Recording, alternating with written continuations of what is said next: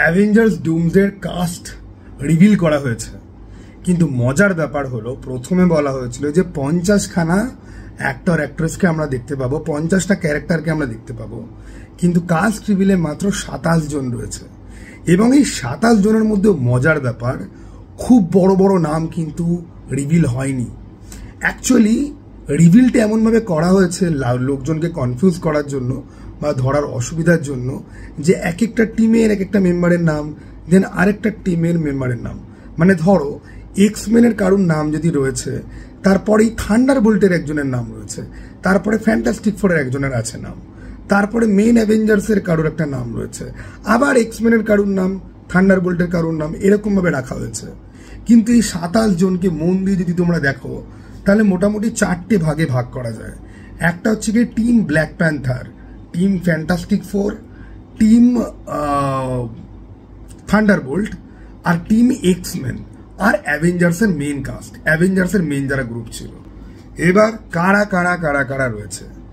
এক্সমেনের রিভিলগুলো আমার কাছে সব থেকে বেশি ইম্পর্টেন্ট। ওই সবকটা সিনেমা আমি খুব ভালোবাসি, ক্যারেক্টারগুলোকে ভীষণ ভালোবাসি। আমার সবার পছন্দের ক্যারেক্টার দিয়ে শুরু করছি, জেমস মার্সডেন, সাইক্লপস, তারপরে কেসলি গ্রামারের বিস্ট, তারপরেই আমাদের সুইট হার্ট চার্লস জেভিয়ার, না জেমস ম্যাকঅ্যাভয়ের ভার্সনটা নয়, ইয়ান ম্যাককেলানের, সরি প্যাট্রিক স্টুয়ার্টের যে ভার্সনটা, যাকে আমরা মাল্টিভার্স অফ ম্যাডনেসে অলরেডি দেখেছি। তারপরেই তার যে বন্ধু এরিক লেন্সার, ইয়ান ম্যাককেলান, আমরা তাকে দেখতে পাচ্ছি। কিন্তু মজার ব্যাপার, যেখানে বিস্ট রয়েছে, সাইক্লপ রয়েছে, ম্যাগনেটো আর জেভিয়ার রয়েছে, সেখানে জিন গ্রে নেই, উলভারাইন নেই, স্টর্ম নেই। পরিবর্তে কারা রয়েছে? মিস্টিক, প্রথম এক্সমেন সিনেমার যে মিস্টিক, এই ইয়ের মিস্টিক কিন্তু নয়, ওকে, সেই মিস্টিক রয়েছে। আর সেইখানে নাইট ক্রলার রয়েছে, অ্যালান কামিং। তার কামিং নামটা, কামিং তার বানানটাও তাই, ঠিক আছে, কামিং, অ্যালান কামিং, ওকে। নাও নাইট ক্রলারের একটা দুর্দান্ত সিন ছিল এক্সমেন যে সেকেন্ড যে পার্টটা, ইউনাইটেড, শুরুতেই তার প্রেসিডেন্টের ইয়েতে অ্যাটাক দিয়ে তার আরম্ভ হয়েছিল। সেই অ্যাক্টরকে ফেরত আনা হচ্ছে, মিস্টিককে ফেরত নিয়ে আসা হচ্ছে। তো ভাই মিস্টিক আর একে দেখে ভাই আমি তো সুপার ডুপার লাইক সারপ্রাইজ, এবং সাইক্লোপকে দেখে তো আমি খুব খুশি।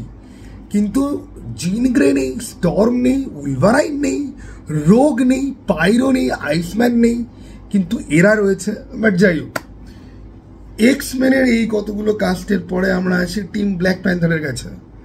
ব্ল্যাক প্যান্থারের এমবাকোকে রিভিল করেছে, অত্যন্ত লেস ইম্পর্টেন্ট ক্যারেক্টার বলে আমার মনে হয়। ন্যামোরকে রিভিল করেছে, শুরি যে এখন ব্ল্যাক প্যান্থার তাকে রিভিল করেছে। তো এই গেল হচ্ছে কি টিম ব্ল্যাক প্যান্থার। নাও টিম থান্ডারবোল্টের কাছে আমরা যদি আসি, থান্ডারবোল্টের টাস্ক মাস্টার বাদ দিয়ে বাকি সবাই আছে।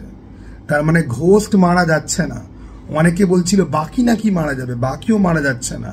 রেড গার্ডিয়ানও রয়েছে, ব্ল্যাক উইডো রয়েছে, সেন্ট্রিও রয়েছে, ঠিক আছে। তো এবং জন ওয়াকার পর্যন্ত রয়েছে। 6 জন তো এখান থেকেই। ফ্যান্টাস্টিক ফোরের 4 জনের মধ্যে 4 জনই রয়েছে। তার মানে ফ্যান্টাস্টিক ফোরেও কেউ মরবে না, এটা যদিও জানা কথা। ফ্যান্টাস্টিক ফোরের 4 জনও রয়েছে। 4 জন আর 6 জন 10 জন তো এখানেই হয়ে গেল। সেই 10 জনের পরে তুমি ব্ল্যাক প্যান্থারের দিকে যদি তাকাও, 10 আর 3 13 জন তোমার এখানেই কমপ্লিট। 13 জনের পরে এক্সমেনের প্রায় 6-7 জনকে রিভিল করা হয়েছে, 19-20 জন এখানে হয়ে যায়। মেন অ্যাভেঞ্জার কাস্টের মধ্যে কাকে রিভিল করা হয়েছে? থরকে আর সাংচিকে। সাংচি যদিও অ্যাভেঞ্জার আমি কাউন্ট করি না, সাংচিকে আমার পোষায়ও না। আর ক্যাপ্টেন আমেরিকা হিসেবে অ্যান্থনি ম্যাকির ভার্সনকে আর তার ফ্যালকনকে। রেড হাল্ক পর্যন্ত নেই, কোনো হাল্ক নেই, কোনো স্পাইডারম্যান নেই, কোনো ডক্টর স্ট্রেঞ্জ নেই, কোনো Daredevil, Moon Knight, Punisher, street level যারা হিরো রয়েছে, শি হাল্ক থেকে শুরু করে ওই পাকিস্তানি মেয়েটা থেকে শুরু করে কেউ নেই।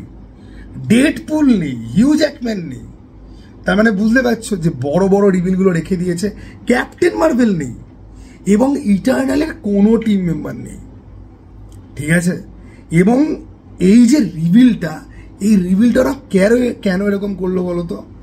বিকজ কিছু মাসের মধ্যে ফ্যান্টাস্টিক ফোর আর থান্ডারবোল্ট আসতে চলেছে। রিভিলটা এই জন্যই করলো লোককে দৌড়ানোর জন্য, যে এই দুটো ফিল্ম লোকে মিস করতে পারবে না। অনেকেই বলে যে ক্যাপ্টেন মার্ভেল 1 বিলিয়ন কি করে কামাতে পারে, ওরকম একটা বালের film. Captain Marvel Avengers end গেমের ঠিক আগে এসেছিল এবং হাইপ তৈরি করা হয়েছিল যে ক্যাপ্টেন মার্ভেল খুব ক্রুশিয়াল একটা ক্যারেক্টার প্লে করতে যাচ্ছে। সেই কারণে ক্যাপ্টেন মার্ভেল কেউ মিস করেনি, 1 বিলিয়ন কামিয়েছিল।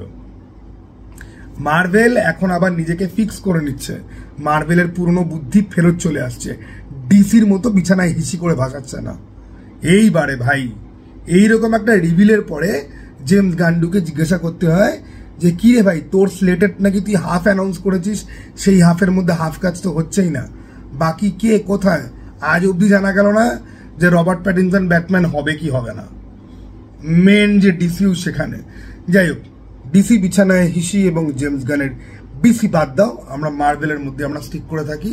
লজ্জার ব্যাপার এটাই যে একটা ডিসি ফ্যান বয় হয়ে আমাকে এখন মার্ভেলের প্রজেক্ট নিয়ে বেশি এক্সাইটেড হতে হয়, বিকজ ওখানে এখন পিডিএফ ফাইল আর তার ভার্সন নিয়ে খেলা চলছে। নাও কামিং ব্যাক টু মার্ভেল, তো এই হচ্ছে কি। এবং হ্যাঁ, এক্সম্যানদের মধ্যে আরেকজনকে আমি মিস করলাম ভাই, গ্যামবিট।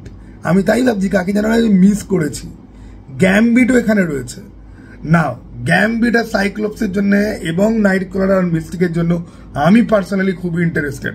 আমি পুরো এক্সম্যানের জন্যই ইন্টারেস্টেড, কারণ ছোটবেলাতে আমি actually X Men, Spider Man, Daredevil, Deadpool এদেরকেই মার্ভেল কনসিডার করতাম।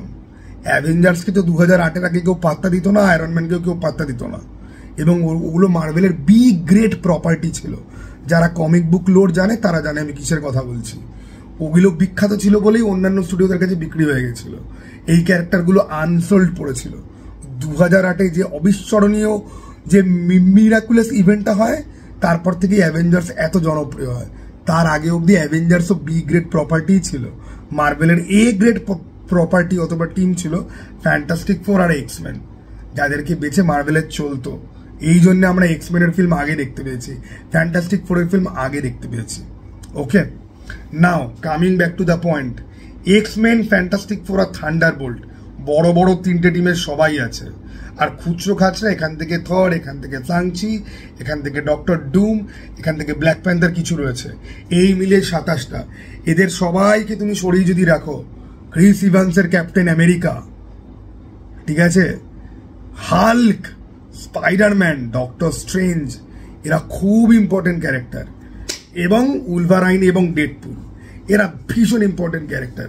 এদেরকে কোনোভাবে আনা হবে না, এটা কিন্তু বিশ্বাসযোগ্য কিন্তু নয়। আরও 23টা রিভিল হবে, এক্সমেনের আরও মেম্বার রিভিল হবে।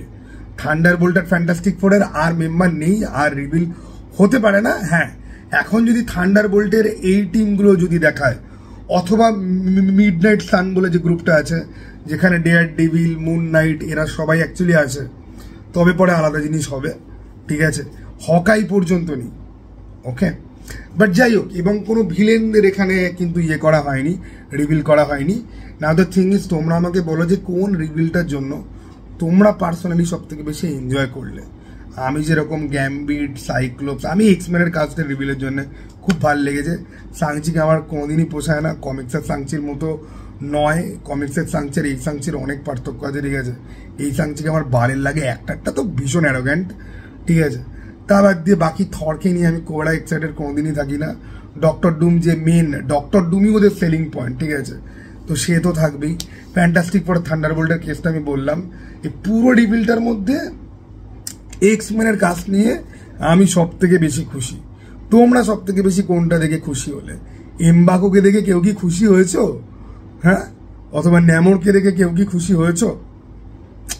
কমেন্ট বক্স খোলা আছে, অবশ্যই জানাতে পারো। চলো টাটা ভাই, আবার যেন দেখা পাই।